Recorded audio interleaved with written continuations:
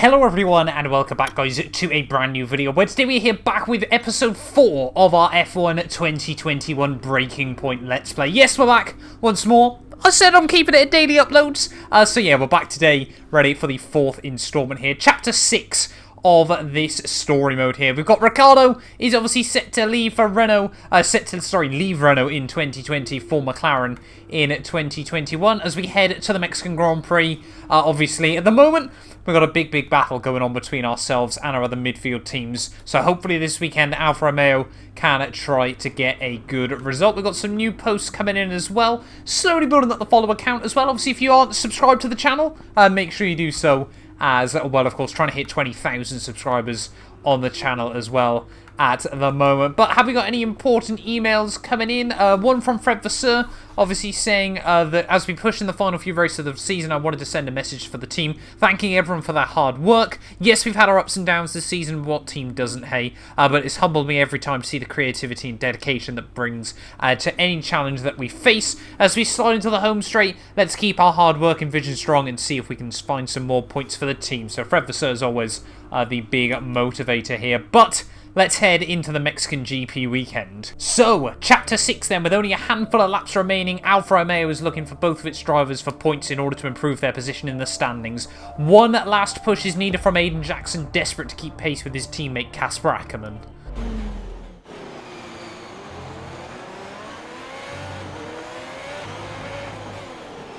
How's it feeling out there, Aiden? Yeah, good. I think we can start to push a little. Where's Casper? Ahead of you. Don't worry about Casper, Aiden. Let's just improve your current position. Yeah, copy. Right, so here we go then. We're going to try and catch our teammate Casper Ackerman by lap 17 here in this Grand Prix. Currently sat down in P13 behind Lance Stroll and Sebastian Vettel as well, of course. Here, yeah, going to be a very difficult race.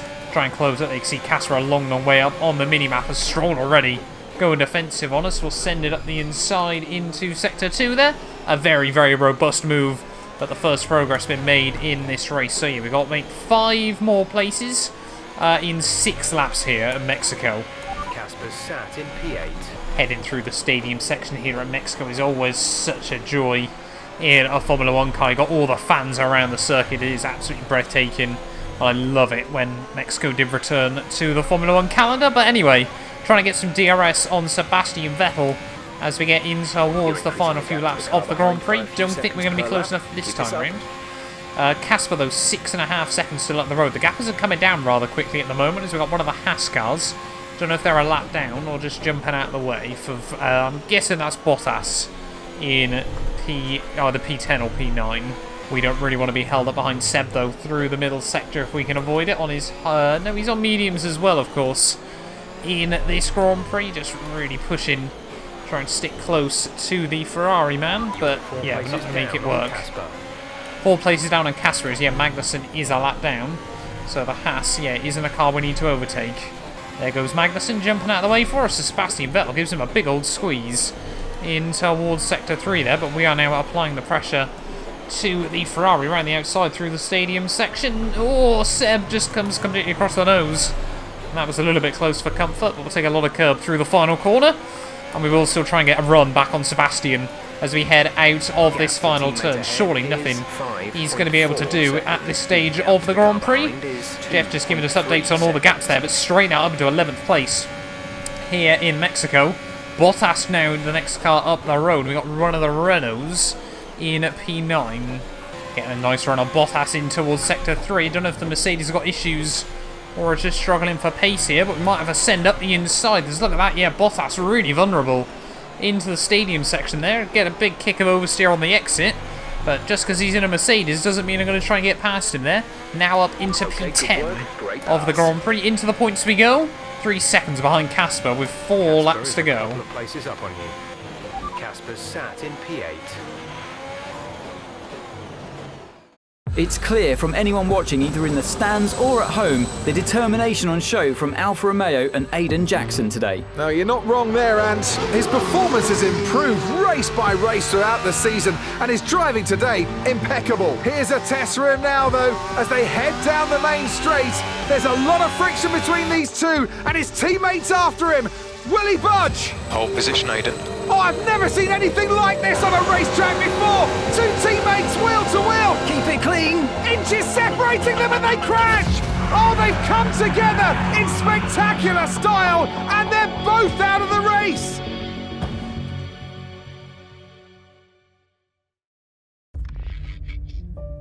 So drama late on in the Mexican Grand Prix then, disaster when neither driver willing to cede the position. Jackson and Ackerman make contact heading into turn 1. Both cars sustain terminal damage, ending the race for Alfa Romeo's pair and shattering the team's dream of securing a top 5 position in the Constructors' Championship. What on earth was Ackerman doing in that situation there? Completely moved across us in the line, squeezed us onto the grass and nowhere for us to go.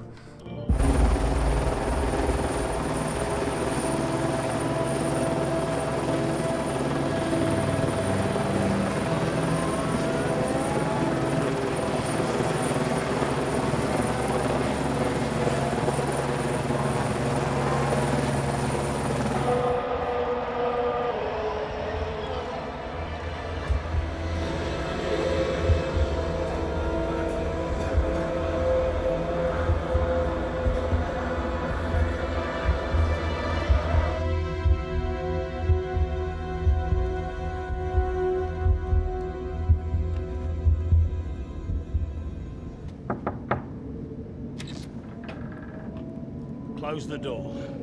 Sit down.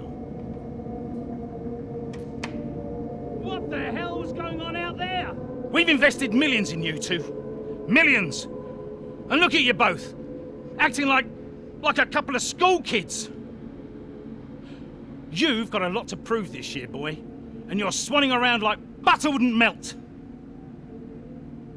And as for you, you should know better.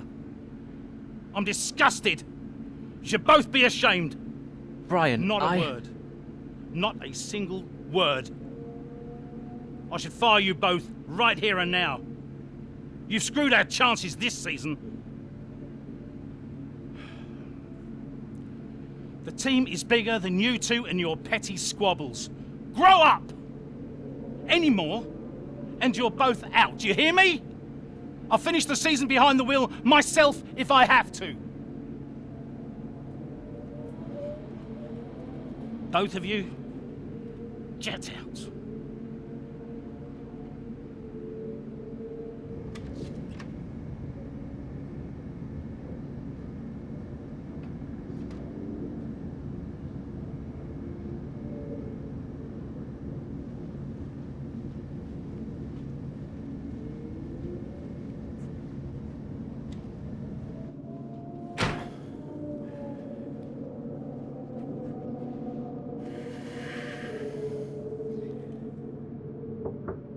Go away. Hey. Hey. So, what did he say? Threatened to fire both of us. He won't. That's not the point. I'll just leave you be. Is Lily okay? Does she know I'm safe? Yeah, she saw you climb out. She's fine. I left her with your mother. Okay, good. You've survived worse, you know? Doesn't make it any easier. Maybe not, but you're not hurt. And you have a family who'll love you. The rest are just details. I'll see you later.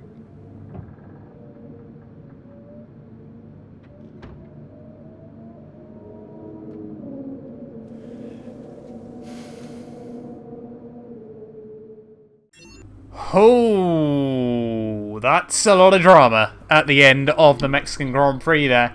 The Rodriguez roundup, Jackson and Ackerman take each other out. Events have taken a disastrous turn for Alfa Romeo after a challenge between Casper Ackerman and Aiden Jackson resulting in a collision which saw both teammates retire from the Mexican Grand Prix. This marks the lowest point for the Swiss-based outfit in a season that's been marked by run-in and clashes between their two drivers. After a mid-season turnaround, this is clearly the worst possible finish for Alfa Romeo and their bickering drivers.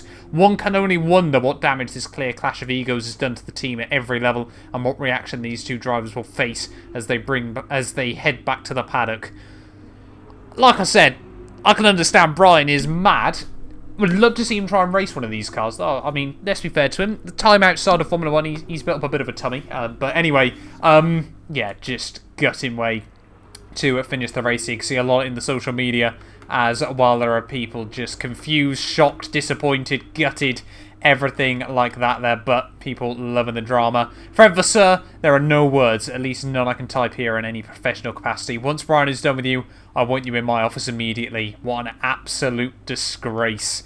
Brian as well. Casper, I don't know if he's contacted you yet, but you need to go and see Frederick Ponto. Whatever you do, don't make the situation worse. And Lucas Weber as well coming in. So, Louise Sutton, in light of afternoon's incident, I've taken the initiative to reschedule all immediate post-race interviews. I'll contact you soon with an updated schedule. So we've got to go to the next season then. Let's see what's going on.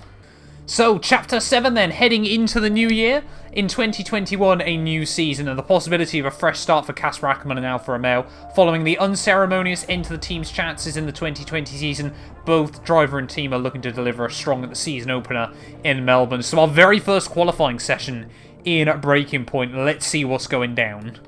Here we are then, another season of Formula 1 racing is upon us. Some teams confident following pre-season, whilst others still looking for answers. Let's see what the future holds for them as qualifying gets underway here in Melbourne. So, Aiden Jackson in 9th, but Alfa Romeo still hopeful that the youngster can secure a decent position. Let's see how he gets on here. Teammate Casper Ackermann didn't make it through to Q3, narrowly missing out by just 13 milliseconds. You did all you could. If I went out second today, I would have those 13 milliseconds back, no problem. Why do they keep sending me out first? 11th isn't the end of the world, Casper. You'll make those places back. Yeah, for sure. But I shouldn't have to. Oh, so Casper's not happy with having to go out first then. It's Grand Prix season. Bring on the speed. It might be a little too much to say the future of racing is now, but after an incredible season last year in which Hamilton took the driver's title to match Schumacher's existing record, we beckon in a new season that promises to be spectacular. With new teams and new driver lineups, the excitement is electric, and let's not forget the magic is back. That's right, Fernando Alonso has returned to the spot. With that, the prospect of Hamilton breaking the all-time World Championship win record, should he keep his streak, it's almost too much to take in. So team changes for the new year. I don't think there's anything outside of the normal stuff. We have got a phone call, though, coming in from Zoe. Zoe, hey. Morning, Daddy. Lily, you know it's not morning where Daddy is, right? Mummy says you're on the other side of the world. That's right. Daddy is in Australia. I'm upside down. Then why don't the cars fall off? Mommy can explain that. Can I speak to her? Don't fall off, Daddy. I won't, Lily. Promise. Hey, qualifying not so good, huh? They sent me out first. Again? Yeah. Well, some of your best races were coming from midfield. Yeah? Yeah. Besides, I thought you loved a challenge. Lils, off the table. Now, it's breakfast time. I should go. Sure. You'll be great. You always are. Love ya. Love you too. So there we go then. For the new season, are we driving now as Casper Ackermann? It's all getting a little bit confusing. It did remind me, taking me back to Driver San Francisco with all this changing around of what's going on. But anyway, let's head to the race here at Australia. With tensions from last year looking set to continue into this season, Casper Ackermann pushes onwards during the inaugural race of the 2021 World Championship. Australian Grand Prix, we're diving in straight into the action.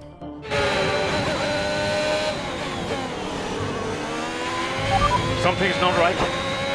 Understood, Casper. We're on it. It's the gearbox. I lost the gear. Push on, Casper. We're assessing. Just push on best you can. I'll try. So we've lost 7 gear then in this Grand Prix. So we've got to finish the race whilst managing the fault. We've got, what, about 5.5 laps to go. here from this Grand Prix. And yeah, 7th gear is quite a big one around Melbourne. Need it through a lot of the twistier bits. Verstappen. Bad news on the gearbox. The team are trying everything they can think of, but they're not optimistic. Just keep at it, do your best, that's all we can ask. So we've got to try and just nurse this thing home with no 7th gear in the final few laps of this Grand Prix. Let's just see what we're capable of then. We're going to have to really rev out 6th gear there, just try and make sure that when we short shift up to 8th, we can get away with it there. Devon Butler as well, not too far behind us. We don't really want him jumping us, no matter whether we're Casper or Aiden. At this stage of the campaign, we're going to have to make sure we use the battery as well, just try and give us all the extra torque we can when we do change up. But if we could try and score some points here still, closing in on that Stroll, that would be really, really ideal. There's 5 laps of fuel remaining. Does feel very, very weird to have to be driving the car like this at the moment. They're having to absolutely rev out 6th gear. Normally I've got a lot of mechanical sympathy in Formula 1, so this isn't the best thing in the world. But we're closing up to Lance Stroll. We've got just under 4 laps to go of this Grand Prix. And we try and go for a move on the Aston Martin as we head out of the final corner there. Look at that slingshot. Now we shift up into 8th gear there. And we've still got the run on the Aston back down towards Turn 1. Alfa Romeo were built a good little car. Just not the most reliable, apparently. Closing it to the back of Fernando Alonso in his Alpine. Can we try and get a run? So we head down the back straightaway. It's going to be far more difficult. And if we had the 7th gear, we might have been able to go for a send in through Sector 3 there, but unfortunately, oh, look at that. Alonso, though, takes way too much curb. His debut race back in Formula 1, and we're going to relegate him back down into P10 of this Grand Prix. But Aiden Jackson, our teammate now, just up the road. Can we try and close up to him by the end of this Grand Prix? 3 to go here from Melbourne. All over the back now of our teammate Aiden Jackson. Despite the loss of the gear, we've still got tremendous pace in the car. Up the inside of our teammate we go. Oh, he tries to squeeze that over the curb, so it's going to be a drag race off the corner, but we do get the power down. And we're now up into 8th place in this Grand Prix. 2.5 to go. I think Ricciardo's going to be a bit too far at the road in his debut race for McLaren, but if we can finish 8th, that would be a mega result. Well, heading down the back straightaway for the final time then in this Grand Prix, despite the damage. We are going to be able to nurse this thing home by the looks of it, unless, of course, something disastrous happens now in the latter stages of this Grand Prix. But driving as Casper Ackerman for the very, very first time, I'll be honest, I wasn't expecting this plot twist in F1 Breaking Point. Verstappen, though, comes through to win the first race of the year here from Albert Park. And Red Bull, yes, certainly applying the pressure to Mercedes. But it is going to be another double points haul for Alfa Romeo at the end of the day there. And a big, big result for ourselves, proving that we're still superior to our young teammate. That's the end of the race. We'll see you in Parc Fermé.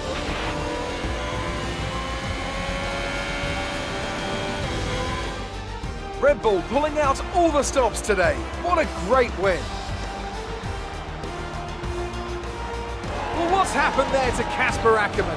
Still managed to finish, but that's got to be frustrating, Ant. Yeah, looks like maybe it was a gearbox fault, which is always a blow for the driver. Ackerman won't be happy, but I'd say he's done very well in the circumstances.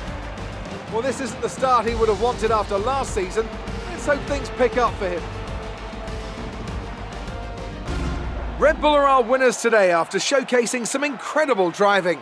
There's been a huge push from them lately to stay competitive with the other teams, and they're certainly proving themselves.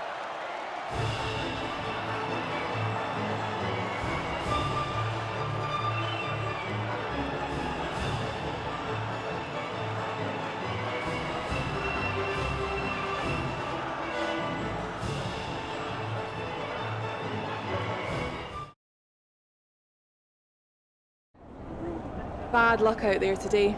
Let's talk about it. So, not a great race out there for you today, Casper. Can you talk us through what happened? Well, it was clearly an issue with the gearbox. Not a great place to be as a driver, but we'll work on it, I'm sure. Well, despite obvious vehicle difficulty, you still managed to finish. How hard is it to bring it over the line when facing such issues? Well, this is where experience comes in. You just have to switch off. Be mindful, but try and ignore what is going on around you. To concentrate only on the problem at hand and hope for the best. While it's an unfortunate start to this season, last season was muddied by a tense relationship with your teammate. How are things now with you and Aiden? Well, let's just say the gearbox fault probably wouldn't have happened in Aiden's car. Perhaps it's because I'm more experienced and can handle myself better. But the team does seem to be keeping a closer eye on Aiden's performance. We'll just see how the season develops, I guess. Appreciate your time.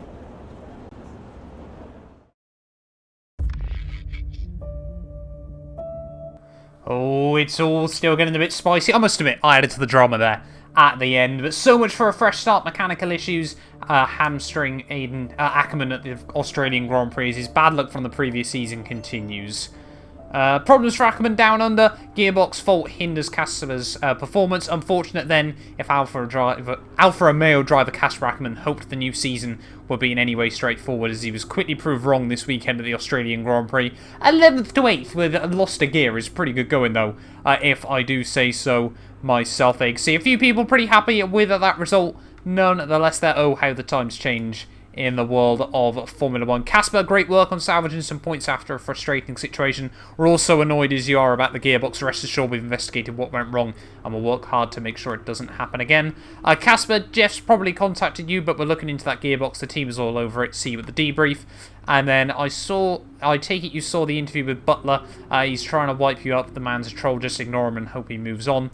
So that is Lucas Weber as well there. And then, of course, Fred Vasseur coming in as well.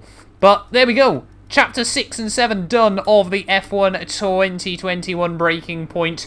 We'll be back tomorrow ready for Chapter 8. Thank you all so much for watching. Do make sure to leave a like, get yourself subscribed as well. And yeah, we'll be back very, very soon with more.